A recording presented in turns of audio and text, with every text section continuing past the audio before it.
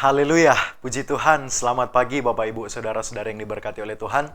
Senang kembali pada pagi hari ini kita dapat berjumpa untuk mendengarkan kebenaran firman Tuhan. Tetapi sebelumnya itu saya rindu untuk semuanya, untuk kita masuk dalam hadirat Tuhan, yaitu kita akan memuji dan menyembah Tuhan.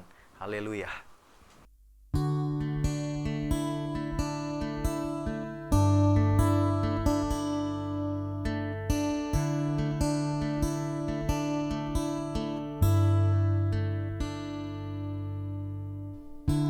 Saat ku menyembahmu, Roh-Mu bekerja. Saat ku memujimu, Kau bertahta di atas pujian.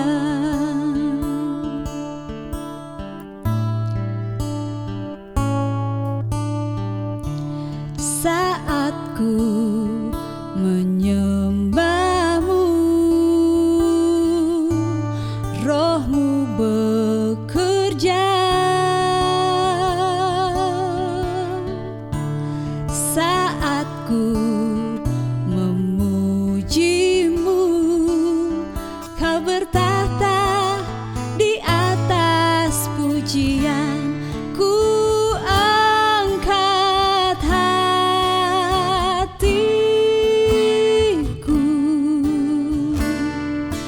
ku pandang kekudusan-Mu. Saat ku sembah, ku pujimu, ku rasakan kehadiran-Mu Tuhan.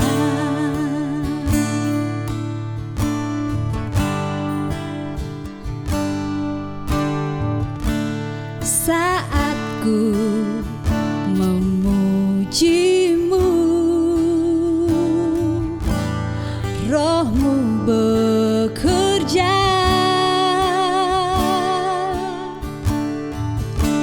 Saat ku menyembahmu, Kau bertahta di atas pujian. Ku angkat hatiku, ku pandang kekudusan-Mu. Saat ku sembah, ku pujimu, ku rasakan kehadiran-Mu Tuhan. Ku angkat hatiku,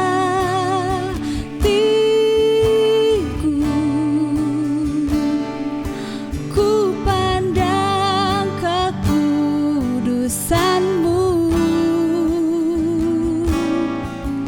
Saat ku sembah, ku pujimu, ku rasakan kehadiran-Mu Tuhan. Ku rasakan kehadiran-Mu Tuhan. Ku rasakan kehadiran-Mu Tuhan.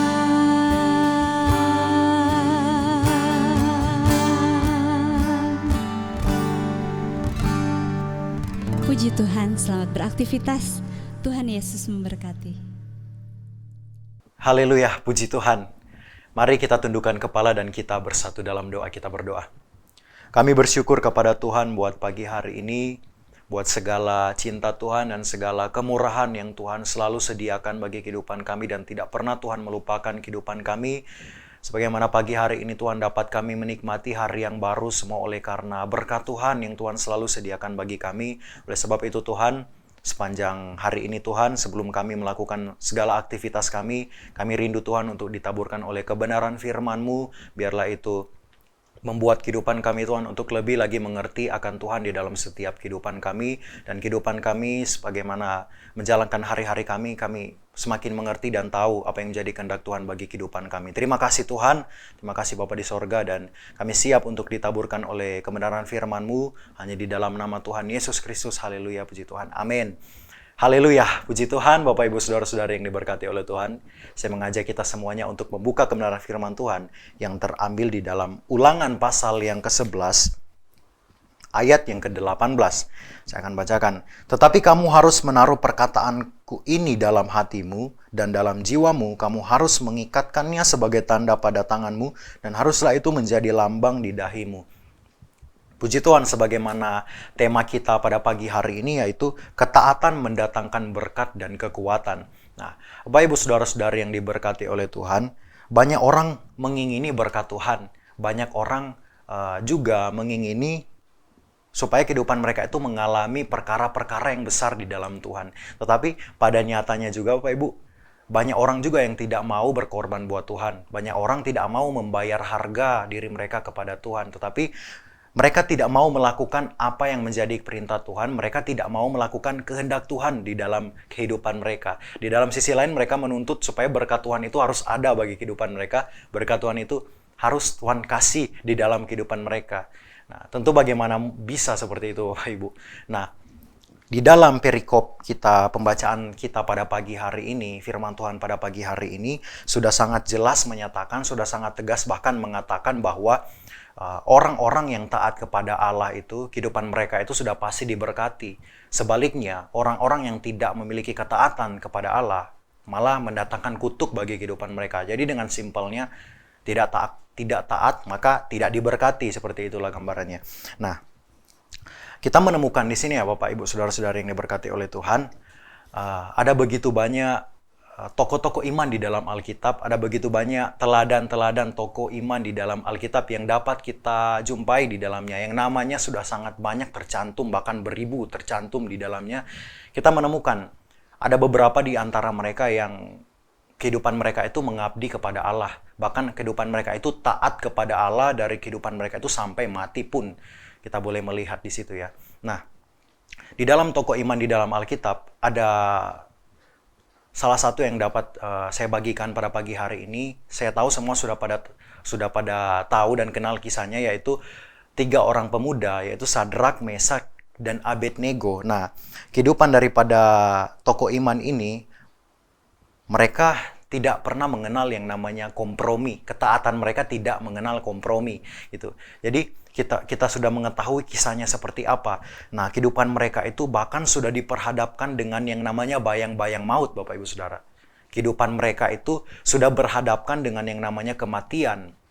Di mana pada waktu itu kisahnya itu pada waktu itu menceritakan ketika seorang raja ini mendirikan sebuah patung, dan raja ini menuntut mereka itu supaya harus tidak boleh tidak untuk menyembah patung yang didirikan raja itu.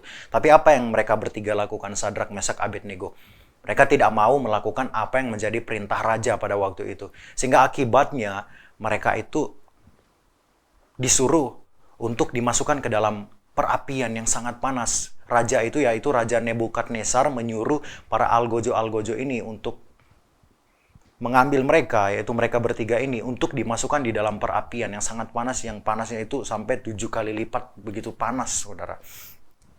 Nah, tapi apa yang dapat kita pelajari di sini?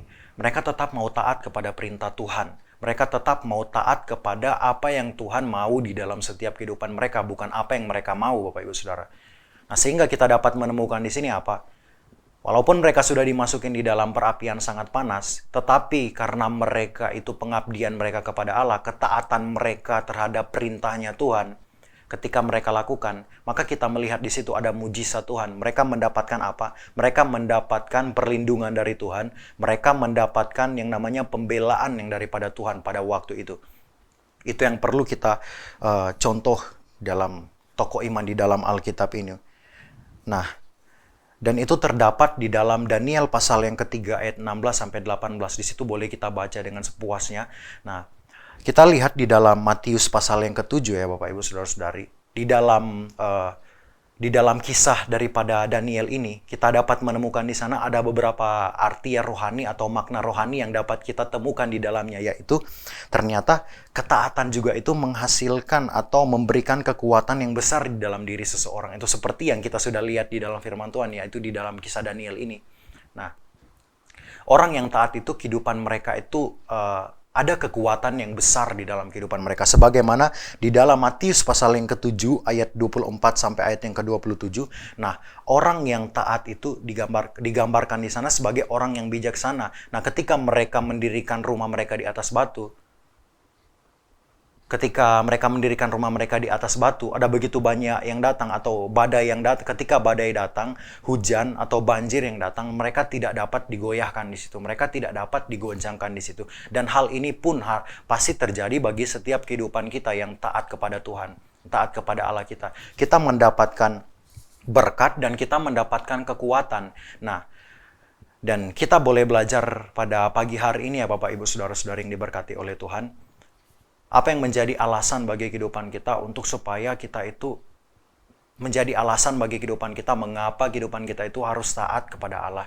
Kita harus perlu mengingat Bapak Ibu Saudara-saudari, mengapa kita harus taat kepada Tuhan, karena Dia yang terlebih dahulu mengasihi kehidupan kita.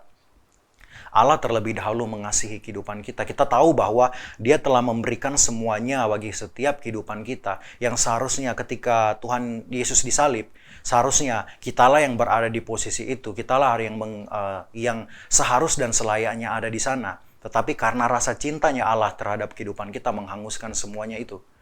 Itu Allah benar-benar mengasihi setiap kehidupan kita. Nah, itulah alasan yang harus kita jadikan supaya kita taat kepada Tuhan, taat kepada Allah kita. Itu yang pertama. Dan yang kedua, mengapa kita harus taat kepada Tuhan dan apa yang menjadi alasannya? Yaitu karena ini adalah rasa bentuk ucapan syukur kita kepada Tuhan, yang artinya rasa ucapan syukur ini yaitu rasa berhutang budi kita kepada Tuhan, karena Dia yang selalu menjaga kita, Dia yang selalu melindungi, dan Dia yang selalu menjaga melindungi kita dan memproteksi setiap kehidupan kita. Dia yang selalu ada di dalam kehidupan kita, bahkan tidak pernah meninggalkan kehidupan kita. Karena itu Bapak Ibu Saudara-saudari, sudah selayaknya kita untuk taat menjalankan setiap perintah Tuhan, untuk taat kepada Tuhan, mengabdikan diri kita kepada Tuhan.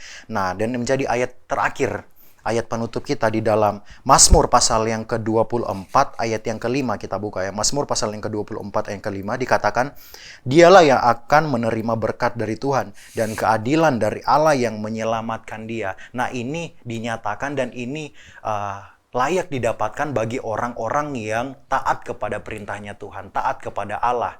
Nah, oleh sebab itu Bapak Ibu Saudara-saudari yang diberkati oleh Tuhan, mari lakukanlah apa yang berkenan di hadapannya. Puji Tuhan. Demikianlah firman Tuhan yang dapat saya bagikan pada pagi hari ini, dan kita tundukkan kepala kita berdoa. Terima kasih Tuhan, kami bersyukur kepadamu pada saat pagi hari ini.